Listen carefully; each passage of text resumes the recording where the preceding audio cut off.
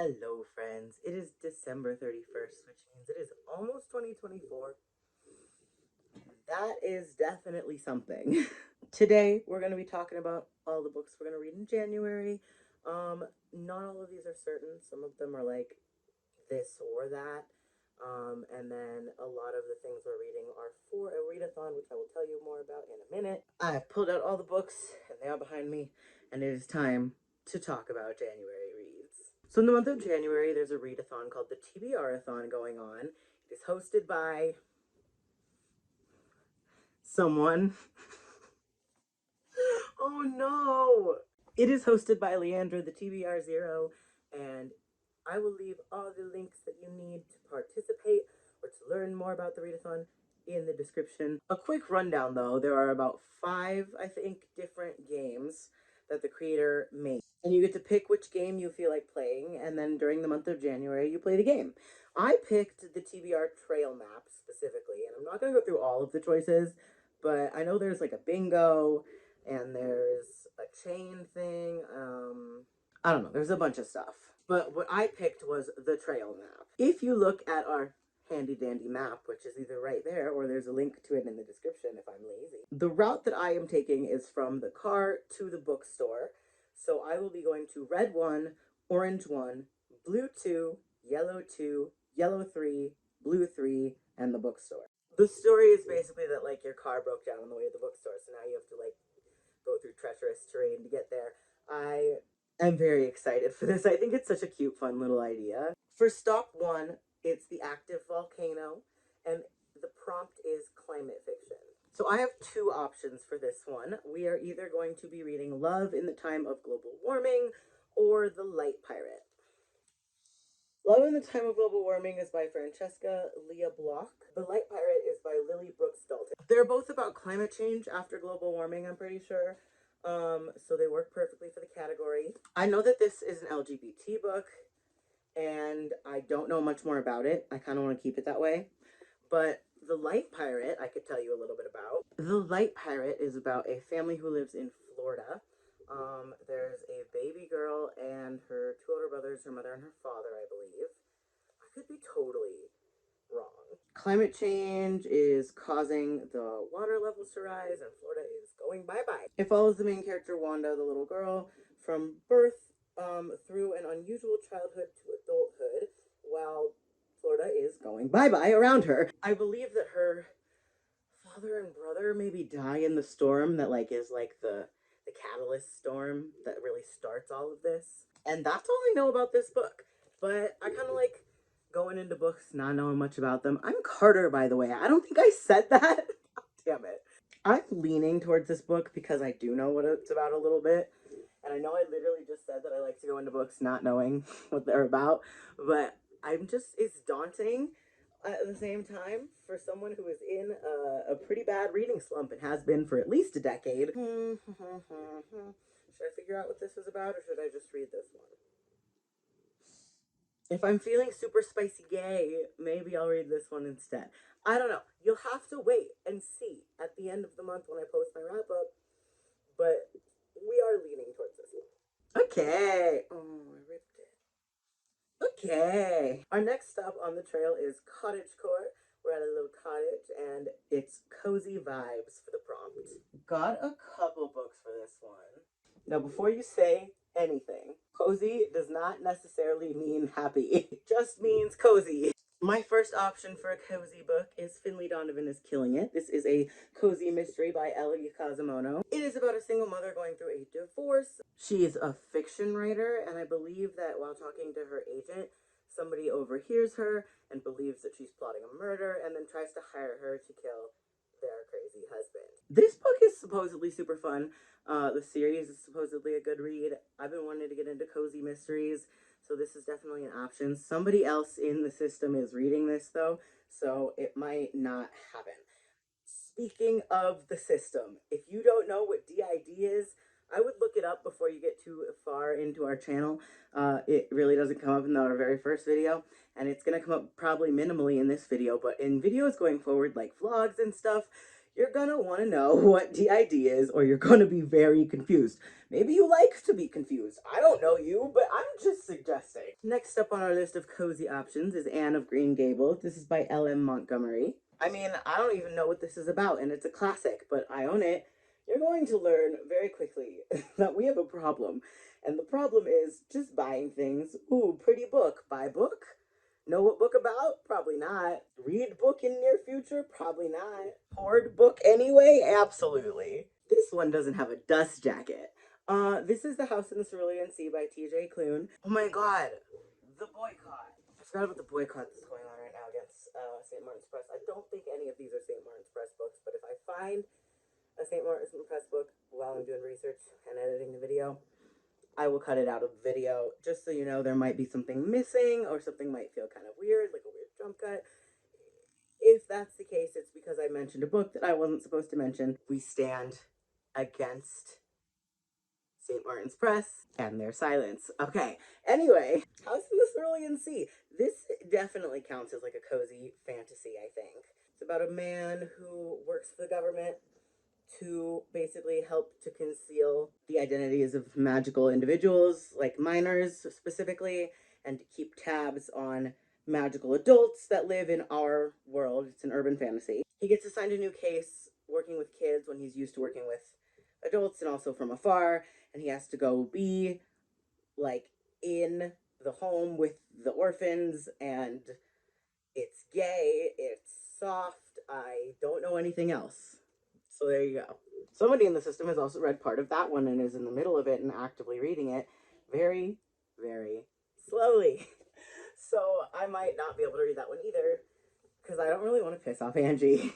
Another thing I could read is Before the Coffee Gets Cold. This takes place in a cafe that time travels, and I believe it's a bunch of like short stories all mashed together.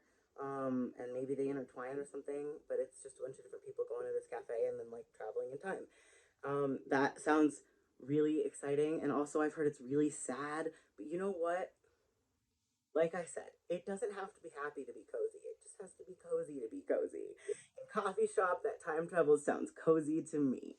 I think I'm leaning towards House in the Cerulean Sea, but I gotta get permission from some people, and like that's gonna be a whole process. So if I end up reading one of the other ones, that would be why.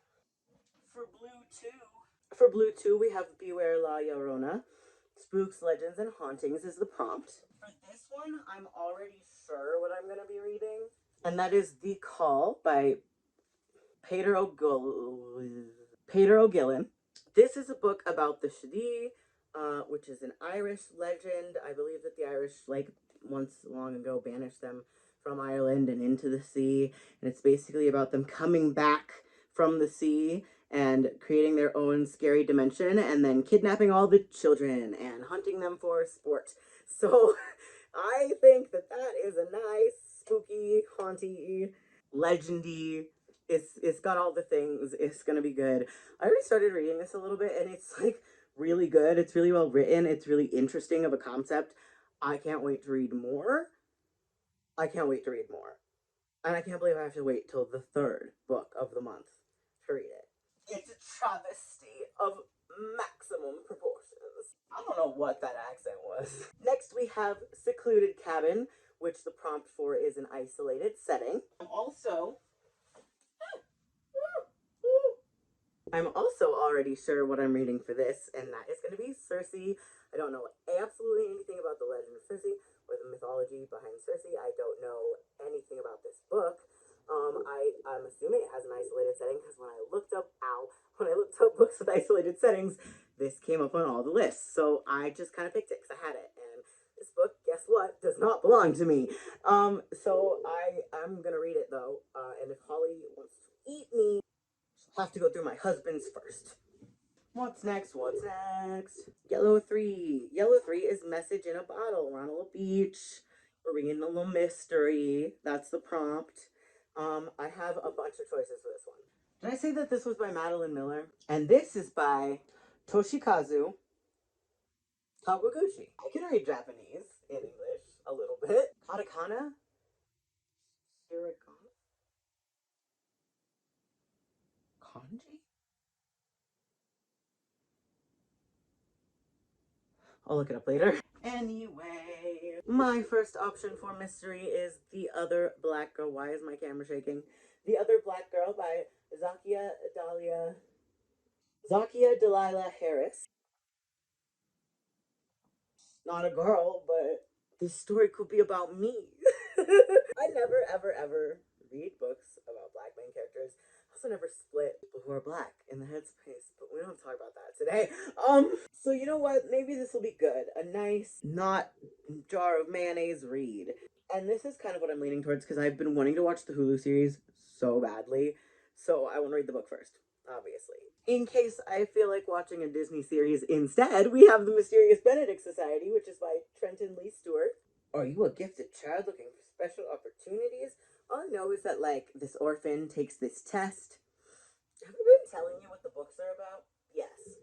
All I know is that an orphan takes this test. The amnesia is amnesiaing today. The only thing I know about this is that an orphan takes a test that is like really hard and he passes it, and then him and a small group of kids all have a mystery adventure. It's a Disney series now, and I think it's 5 books long or something crazy like that. It's a pretty chunky book, I'm not gonna lie to you. If I pick this one, I'm gonna have my work cut out for me. I do like that it's mostly chunky because the pages are nice and thick. Maybe I could annotate it. I don't like that it's over 400 pages, and this is a readathon. We have things to do, people to see, places to go. I don't think any of these are from St. Lawrence Press. Yeah, Happiness Falls. That's my last option. It's by Angie Kim, and it is about something, I'm sure. I don't know. Book of the Month book. We got 2 Book of the Month books. And I knew what it was about once upon a time, I think, when I bought it, but I've since forgotten. I won't go into it blind. So if I'm really feeling like taking a risk, I will pick this up instead. The last stop on our trip is Just a Mirage. The prompt is Unreliable Narrator. This one was so much fun to find books for, let me tell you. I love me a good unreliable narrator book, but I was trying not to reread things because we always love good We Were Liars. Anything by E. Lockhart, really, like, I just really love me a good unreliable narrator story. What other books have unreliable narrators that I've read? The Book Thief, maybe? Ish? Oh, don't fall. Oh dear God, tripping on air. I don't know. It's really not important. The thing is, I love it. I love me that good shit. So we're going to read probably, if we are feeling up for it, Looking for Alaska by John Green. This is one of our partners' favorite books, I think, by John Green. I don't know really what this is about. Some kid named Alaska manic pixie dream girls her way into a boarding school, and that's about all I've got. We love some John Green in this house. That is a real contender. However, if Rory decides she wants to read one of her books, she'll probably come forward and read The Secret History by Donna Tartt. Do we know what this is about either? It's fine. Honestly, it's fine. Dark Academia. I know that much. In My Dreams I Hold a Knife by Ashley Winstead. Another Dark Academia. We have read most of this. I say we, as if anyone but Rory has picked this up. We only have this much left. I said we again. It's just a habit at this point. I don't know. Rory will probably finish this book whether or not we read it for the readathon. So that is something to look forward to her response. One thing I will say about this book, if you're planning to read it, is that the audiobook and the physical book are literally different. So just be aware of that if you like to tandem read like we do. It was hard. The next book we're planning on reading in January is actually for the Buzzwordathon, which Books and Lala hosts. I will leave the video link down below if you want to check that out. For January, though, the prompt is there, and there, like the multiple different forms of it. I'm not just saying the word there 3 times in a row for fun. And I think I wrote down the author of this book. Hold on. Yes. So we're going to be reading Once There Were Wolves by Charlotte McConaughey. We do not own a copy of it yet, but here's the cover. I did get it on the Libby app, so we'll probably just read it there. And then if we really like it, we'll buy a copy. I say if we really like it, but if it gets higher than 3 stars, it's going on this shelf. Keep reading books and then not owning them. It's the autism, isn't it? Anyway, the next thing we're doing next year, as a whole, but specifically in January, we're starting a reread and a finish reading of the Shadowhunter Chronicles. We're going to start with the Mortal Instruments. We're actually reading everything in publication publication order, I believe. So the first three books actually are going to be the first three books in the Mortal Instruments series. The first one being City of Bones, and the second one being City of Ashes. These are by Cassandra Clare. We're going to read both of these in the month of January, and then each month read 2 books until the end of October, when we'll hopefully be caught up if another book doesn't come out next year. And if it does, then I guess we'll read it in November. Did I say January? October? November? Oh god. I'm confusing myself and I'm just talking. This is what happens. DID is not fun. I'm just saying. Oh my god, I did it. Okay. Put it back, put it back, put it back, put it... Okay! We'll have a good thumbnail shot. Thank you for watching this video. I'm so excited to be back, honestly. I am gonna vlog TBRathon, so if you're interested in those videos, they'll be out eventually throughout January and February, and then we're gonna vlog each week, like calendar week. So the 1st through the 6th, and then like an actual 7 days, 7 days, 7 days, and then the last 4 days of the month. I don't know. Those are the plans. I hope you enjoyed this video. Thank you for caring what I'm gonna read. That's cool of you. I care what you're gonna read. Let me know if you're participating in TBRathon. Also, let me know what game you picked, and if you're doing the trail map, because I think it's like the cutest little idea ever. First of all, okay, it's so good. Let me know what route you're taking. You going a car to bookstore? You doing bookstore to car? A round trip? Are you feeling ambitious? What are you reading? What are your prompts? I really care. I genuinely want to know. Tell me in the comments. Yeah. Thanks for watching. We'll see you next time.